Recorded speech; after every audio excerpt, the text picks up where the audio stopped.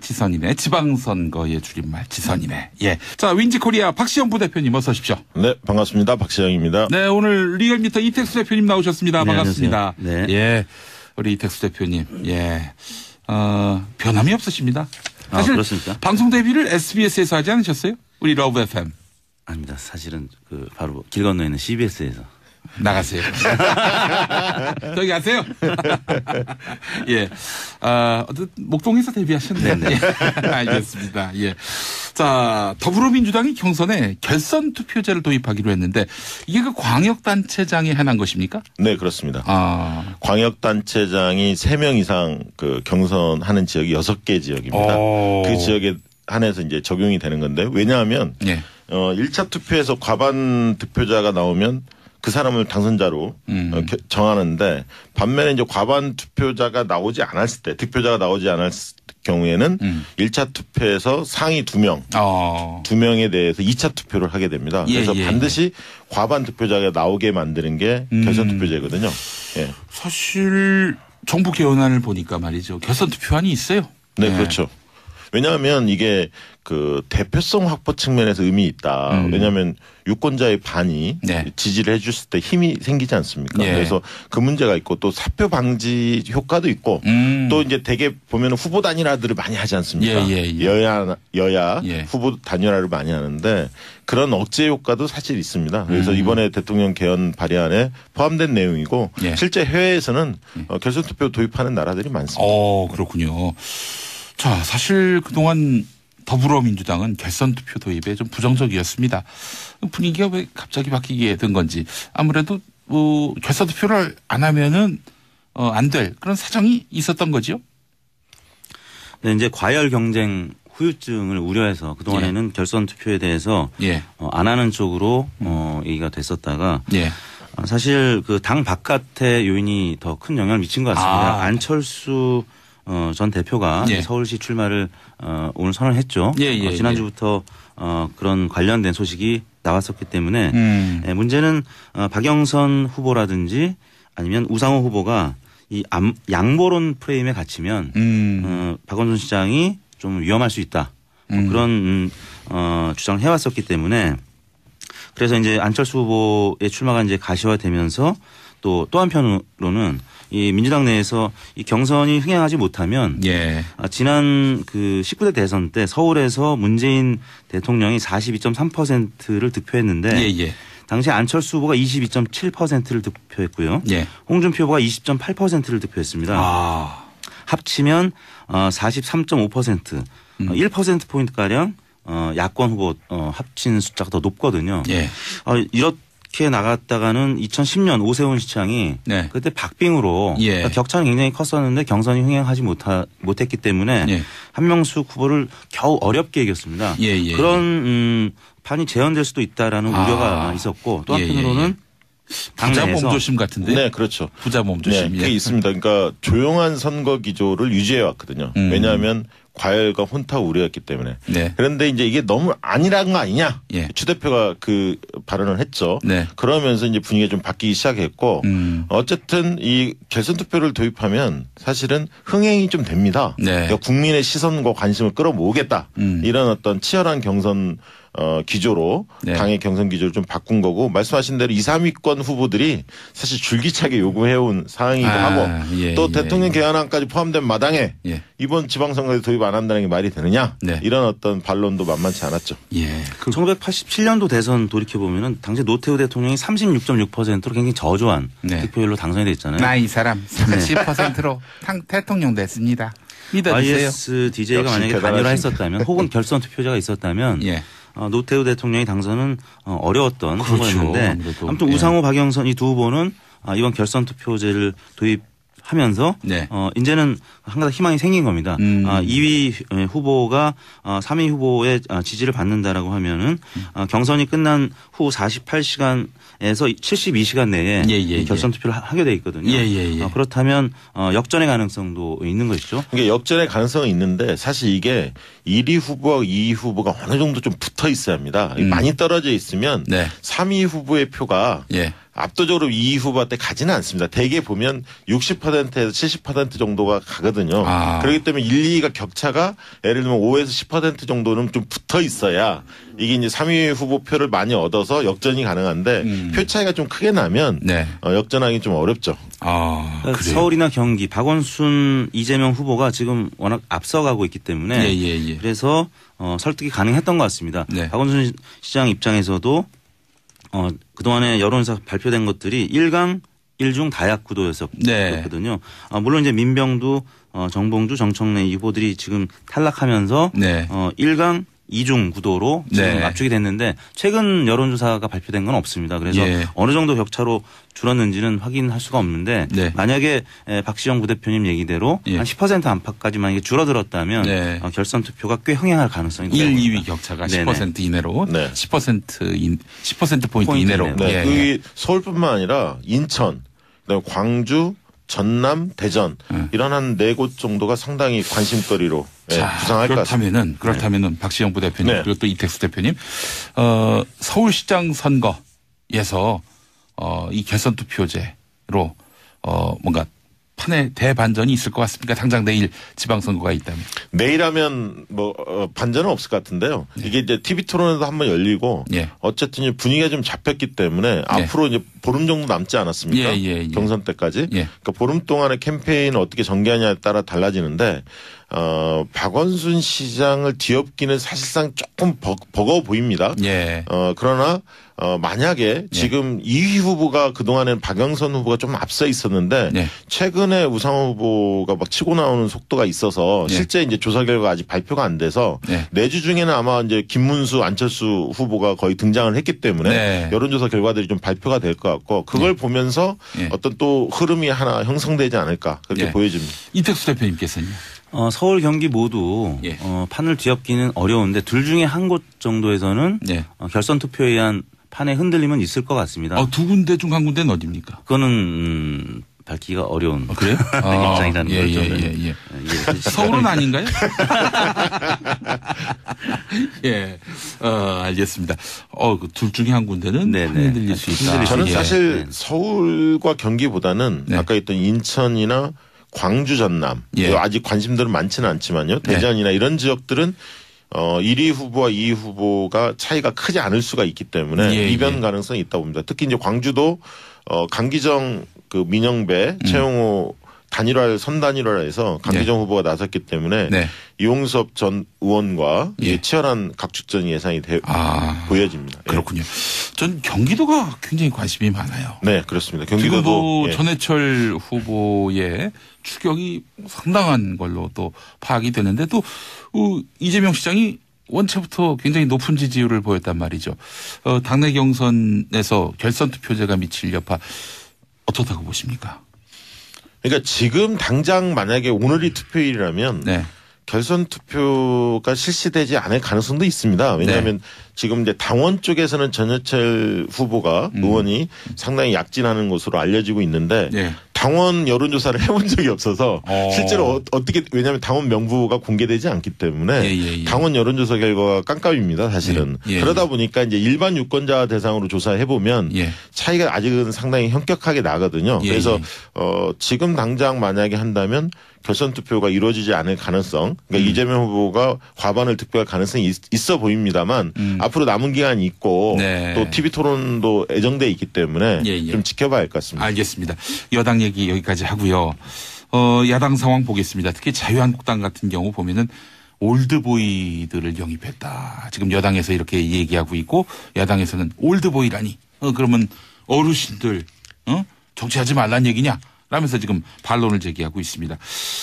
김문수, 이인재, 김태호는 나이를 갖고 올드보이라고 한 것 같진 않고 워낙에 알려진 얼굴 이름이다 보니까 그래서 신선하지 않다. 이 차원에서 올드보이라고 한 것 같기도 한데 이분들이 이제 사실상 간판으로 나오게 됐단 말이죠.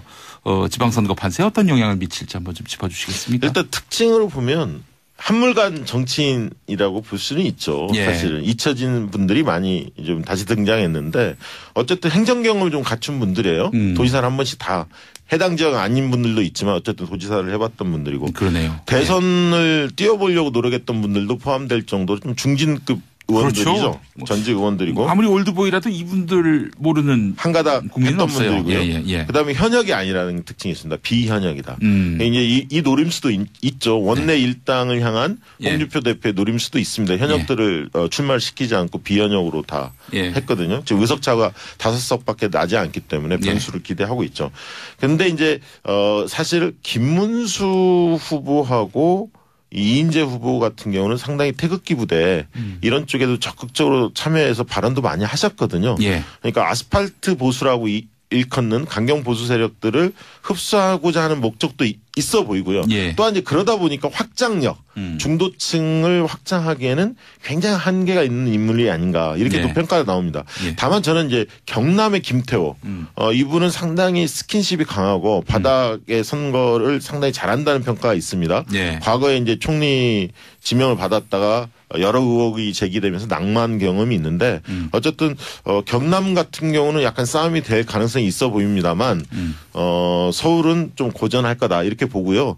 다만 이제 충남에서는 지금 안희정 지사가 불미스러운 일로 낙마한 게 아니죠. 어쨌든 그 일이 연루돼 있기 때문에 전체적으로 충남의 판세가 흔들리고 있기 때문에 이인재 전 의원이 어느 정도로 치고 나갈지 물론 민주당에서 아직 양승주 복귀한 두 분 중에 누가 이제 아직 될지는 아직 결정이 안 됐지만 충남은 좀 싸움이 될 것 같다는 생각이 듭니다. 자 이택수 대표님은 어떻습니까? 이 김문수, 이인재, 김태호 이 세 분을 본다라고 하면은 김태호 전 지사의 경우에는 당시 이제 지난 대선 때 경남에서 문재인, 홍준표 득표를 비교해 보면 홍준표가 37.2%를 경남에서 득표를 했고요. 문재인 당시 후보가 36.7%, 0.5%포인트 홍준표 후보가 앞섰거든요. 한 10,000표 차이였죠? 네. 그래서 김태우 후보 입장에서는 지난 또 2012년 국회의원 총선거에서 또 김경수 후보를 박빙 5%포인트 격차로 4.2%포인트 격차로 이긴 적이 있었습니다. 간신이겠어요. 네. 그래서 김태호 후보 입장에서는 한번 해볼만 하다라고 판단을 한 것 같습니다. 이인재 후보도 마찬가지로 사실 뭐 지금 큰 당에서 역할이 없기 때문에 잊혀져가는 정치인들 중에 한 분이지 않겠습니까? 그런 차원에서 지금 양승조 복귀왕 후보하고 여론조사를 해봤을 때 격차가 과거 안희정 혹은 박수현 후보보다는 크지 않단 말이죠. 많이 좁혔다는 얘기죠. 잘하면 이쪽도 이길 수 있다고 판단한 것 같은데요. 김문수 후보 같은 경우는 홍준표 후보가 지난 대선 때 다른 지역에서는 2위를 했는데 이쪽에서는 3위를 했거든요. 그래요? 안철수 후보한테 뒤처졌었습니다. 그래서 서울은 여전히 한국당 입장에서는 좀 어려운 지역 중에 서울이요? 하나인데. 서울. 김문수 후보는 더군다나 이제 경기도지사 출신이기 때문에 서울에서의 지지도는 좀 약할 수밖에 없습니다. 홍준표 대표 입장에서는 지난번에 대구 북구를 당협위원장 신청을 하면서 본인이 TK의 적자라는 이미지를 지금 내세우려고 하거든요. 옆에 김문수 후보가 있으면 조금 걸고치기가 큽니다. 그래서 김문수 후보를 서울로 올려보내고 어떻게 보면 상방시키는 거죠. 그런 1타 2피해 전략이 아니었나 싶기도 한데요.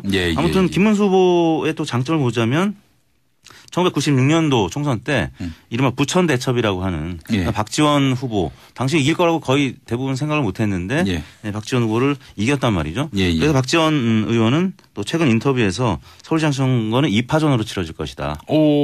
김문수 후보 등을 애써 무시하는 그때 당시에 이제 박지원 의원이 패배했었던 경험이 있기 때문에 특수관계군요. 여러 가지 복합적인 그런 의미가 담긴 김문수 전 지사가 그래서 그 김문수 전 지사는 단일화 카드일 뿐이다. 결국 안철수로 단일화된다 이런 취지로 이야기를 했었죠. 조금 뭐 그럴 가능성 배제할 수는 없습니다. 다만 이제 레이스를 밟아가면서 지지율을 유심히 보겠죠. 왜냐하면 3자 구도일 때 예를 들면 그 민주당 후보가 50%를 돌파한다면 넘어서고 둘이 단일화하더라도 이기기 어렵다 이렇게 판단한다면 끝까지 갈 가능성이 높고요. 왜냐하면 지방선거 이후에 결국 보수가 재편되게 돼 있거든요. 해처모여 가능성이 있습니다. 그런 측면에서 주도권을 누가 잡을 건지 이게 굉장히 중요하기 때문에 그러나 둘이 단일화해서 이길 수도 있다. 이런 여론조사 결과들이 나오기 시작한다면 단일화할 가능성도 있죠. 안철수 후보의 경우는 지난번에 서울에서 대선 때 22.7%를 얻었고 유승민 당시에 후보가 7.3을 얻었습니다. 그러면 둘이 합치면 30%거든요. 그러니까 30%는 내가 기본 먹고 간다. 가지고 간다. 이런 생각을 하고 있는 것 같아요. 그런데 문제는 그겁니다. 안철수 지난 대선 때 찍었던 분들 중에 이탈한 분들이 많거든, 실망을 해서. 그리고 또 유승민을 좋아했던 분들이 꼭 안철수 후보를 그대로 지지하진 않거든요. 그래서 이탈표도 있고 물론 이제 자유한국당을 홍준표를 찍었던 당시 층 중에 일부를 안철수 후보가 먹을 수도 있습니다. 그러나 제가 볼 때는 한 다자구도에서 지금 시점에서 한 15% 정도에서 출발할 것 같고 본선이 들어가면 뭐 20에서 25%까지는 올라갈 거라고는 보여지는데 과연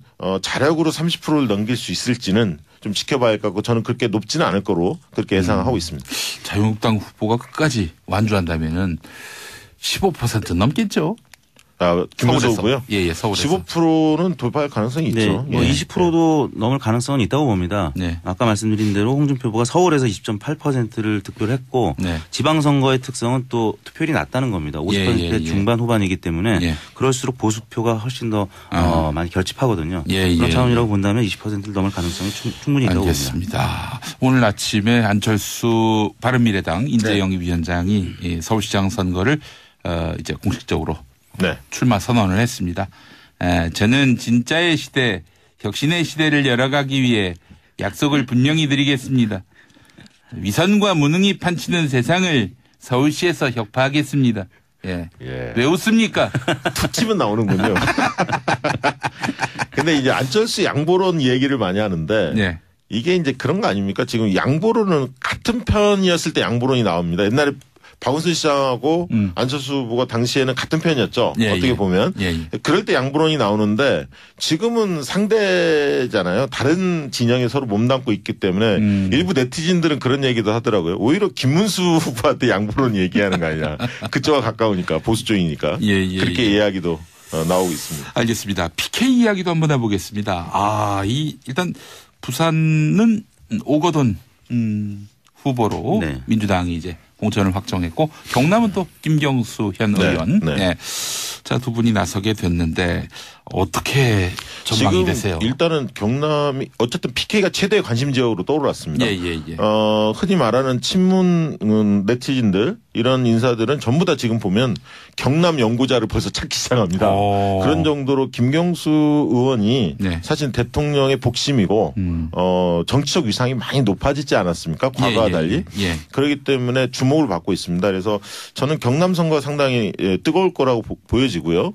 그 다음에 이제 부산 선거에서도 니턴 매치가 성사가 됐는데 사실 오거돈 후보의 경우는 안정감이 상당히 있습니다. 다만 이제 인지도 높고 다만 이제 약점은 역동성이 좀 떨어진다는 거. 그래서 부산의 20, 30대의 이 젊은 지지층의 열기를 투표 열기를 선거 열기를 어떻게 끌어모을 수 있느냐. 그게 오거돈으로 가능하냐 이런 지적도 있습니다. 그래서 이제 그런 측면에서 해운대 보궐선거에 민주당이 어떤 인사를 낼 거냐도 관심 있게 좀 지켜봐야 할 대목이고요. 다만 이제 오거돈 후보의 경우는 50, 60대 확장력이 분명히 있는 후보입니다. 그래서 서병수 지금 시장과의 가상 대결을 해보면 지금까지는 오거돈 후보가 좀 많이 앞서 있는 조사 결과들이 나오고 있습니다. 그래서 본격화되면 좀 더 좁혀질 가능성은 있어 보입니다. 사실 숨은 보수표라는 게 있기 때문에요. 그래서 어쨌든 PK가 최대 관심 지역으로 떠오르는 것 같습니다. 지난 2008년 총선하고 이번 지방선거를 비교하는 분들이 많이 있는데요. 당시 2007년 대선 때 이명박 대통령이 큰 격차로 당선이 됐고 그 여파로 2008년 총선도 당시에 새누리당이 큰 많은 의석을 차지했었죠. 지금 시점도 비슷한 것 같습니다. 문재인 대통령이 당선이 된 이후에 높은 지지율을 계속 기록하고 있기 때문에 그 높은 대통령 지지율과 당 지지율 때문에 오거돈 그다음에 김경수 후보가 지금 여론사에서도 많이 앞서가고 있고 실제 그렇게 나타날 가능성이 있고 두 번째는 밴드웨건 효과인데요. 오거돈 후보나 김경수 후보 다 아쉽게 지난 선거 때 석패를 했습니다. 그런 차원에서 이번에는 이 두 후보를 좀 밀어주자 이런 밴드웨건 동정 표심이 있을 수 있기 때문에 이 두 가지 때문에 현재로서는 오거돈 김경수 후보가 그 이길 것이라고 전망하는 분들이 많이 있는데 이 부산에서의 지난 대선 득표를 보면은 문재인 39, 홍준표 32, 한 7%포인트 문재인 후보가 앞섰던 지역입니다. 그래서 부산은 오거돈 후보의 이제 승리 가능성이 지난 뭐 선거 분석을 해봐도 조금 높아 보이는데 이 경남 같은 경우는 아까도 말씀드렸지만 홍준표 후보가 경남지사를 했기 때문에 0.5%포인트 더 문재인 후보보다 득표를 했던 지역이거든요. 도농복합 지역 같은 경우에는 그렇죠. 사실 그 지명도가 선거에 미치는 여파가 매우 커요. 매우 큽니다. 그러니까 그 도시 지역인 창원이나 김해나 양산 이런 데에서는 김경수 후보가 우세할 것으로 보여지지만 농촌 지역에서는 김태호 후보가 우세할 것으로 보여지는데 재밌는 포인트는 뭐냐면 홍준표 대표가 이 경남을 본인의 재신임하고 연결을 했거든요. 경남 선거위원회를. 근데 과연 홍준표 대표가 전면에 나서는 게 김태호 후보한테 도움이 될까요? 둘이 그렇게 서로 사이가 안 좋은 걸로 알고 있는데. 아무튼 좀 지켜봐야겠습니다. 김태호 후보 같은 경우는 워낙 스킨십이 좋아서 지난 선거 때도 김경수 후보가 이길 것이다라고 봤었는데 막판 역전을 했던 것이 워낙 유권자들하고 이 소통을 잘하는. 그러니까 이 김문수, 이인재, 이 김태호 이 세 후보가 좀 오래된 정치인이라는 이미지도 있지만 워낙 현장에서 잘 유권자들하고 소통하는 선거를 이겨봤던 분들이기 때문에 그래서 좀 위협적으로 민주당에서도 생각할 수밖에 없는 후보들인 것 같습니다. 한국 정치 현실에서 그 얼굴이 많이 알려지는 사람은요 유능하게 비춰집니다. 뭐 그 내용 어떤 정치를 했는지 또 어떤 말하자면 지역구에서의 실적이 있는지 이런 거 안 따지고 어쨌든 거물급이죠. 얼굴이 많이 알려지면 또 높은 직함에 올라가면은 일단 무조건 먹어주는 그런 측면이 있어요. 근데 올드보이 이게 나이가 문제가 아니라 낡은 행태가 좀 문제였던 것 같아요. 하여간 뭐 그거는 유권자들이 판단하겠습니다만은 자 이번 선거 아주 재밌게 됐습니다. 여러분들 함께 지방선거 국면 관심을 갖고 지켜봐 주셨으면 좋겠습니다. 저희가 도움 말씀을 계속해서 공급해 드리도록 하겠습니다. 자, 오늘 박시영 윈지코리아 부대표님 감사합니다. 이택수 리얼미터 대표님도 수고하셨습니다. 는 안 될 그런 사정이 있었던 거죠? 네, 이제 과열 경쟁 후유증을 우려해서 그동안에는 결선 투표에 대해서 안 하는 쪽으로 얘기가 됐었다가 사실 그 당 바깥의 요인이 더 큰 영향을 미친 것 같습니다. 안철수 전 대표가 서울시 출마를 오늘 선언했죠. 지난주부터 그런 관련된 소식이 나왔었기 때문에 문제는 박영선 후보라든지 아니면 우상호 후보가 이 양보론 프레임에 갇히면 박원순 시장이 좀 위험할 수 있다.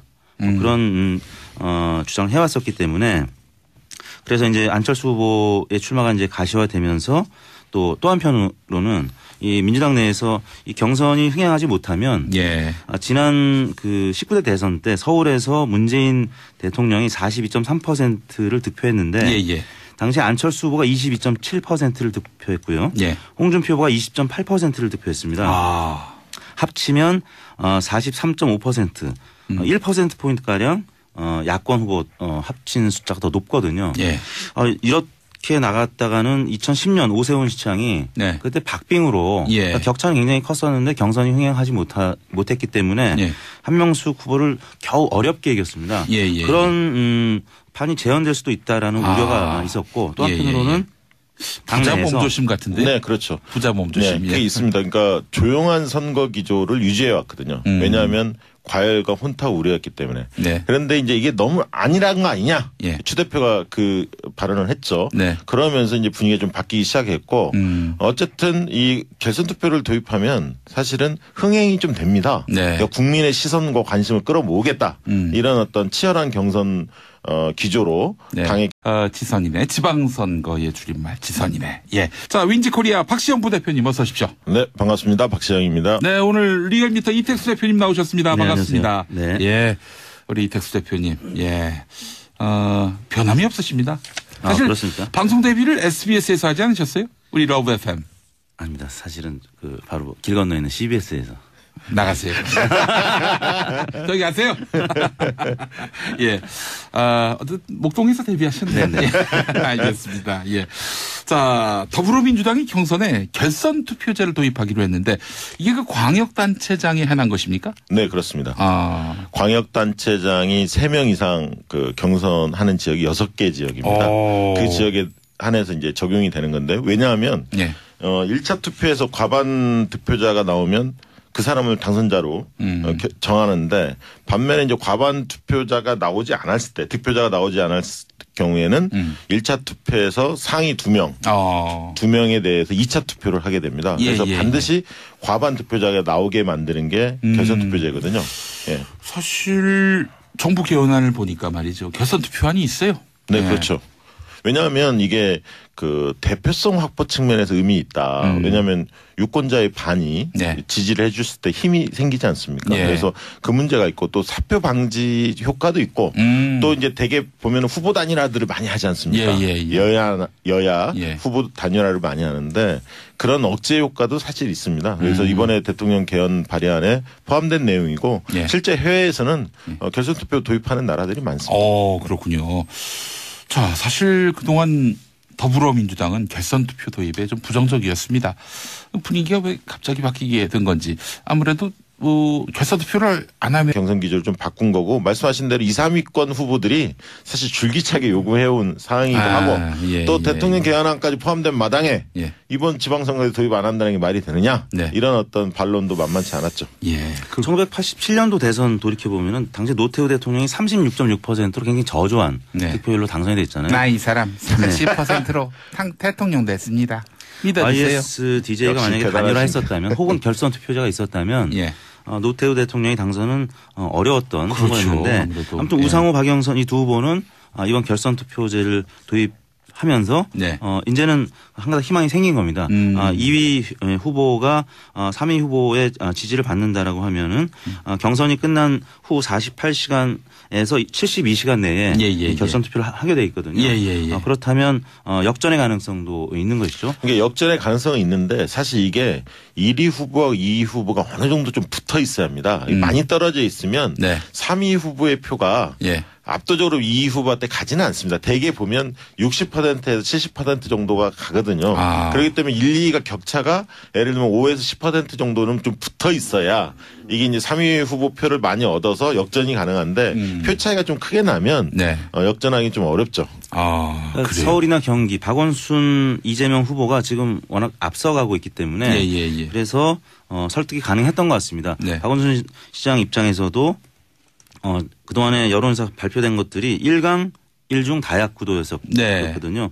물론 이제 민병두, 정봉주, 정청래 이 후보들이 지금 탈락하면서 1강 2중 구도로 지금 압축이 됐는데 최근 여론조사가 발표된 건 없습니다. 그래서 어느 정도 격차로 줄었는지는 확인할 수가 없는데 만약에 박시영 부대표님 얘기대로 한 10% 안팎까지 만약에 줄어들었다면 결선 투표가 꽤 흥행할 가능성이 있습니다. 1, 2위 격차가 10% 이내로 10%포인트 이내로. 그게 서울뿐만 아니라 인천, 그다음에 광주, 전남, 대전 이런 한 4곳 정도가 상당히 관심거리로 부상할 것 같습니다. 그렇다면은 박시영 부대표님 그리고 또 이택수 대표님 서울시장 선거에서 이 결선 투표제로 뭔가 판에 대반전이 있을 것 같습니까? 당장 내일 지방선거가 있다면. 내일 하면 반전은 없을 것 같은데요. 이게 이제 TV 토론에도 한번 열리고 어쨌든 분위기가 좀 잡혔기 때문에 앞으로 이제 보름 정도 남지 않았습니까? 경선 때까지. 그러니까 보름 동안의 캠페인을 어떻게 전개하냐에 따라 달라지는데 박원순 시장을 뒤엎기는 사실상 조금 버거워 보입니다.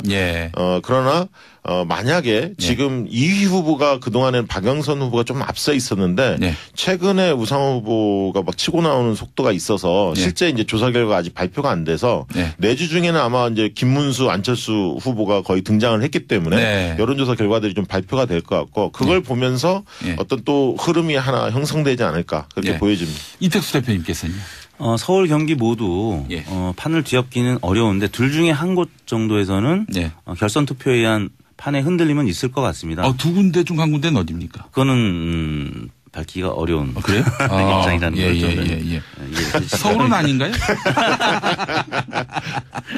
예, 알겠습니다.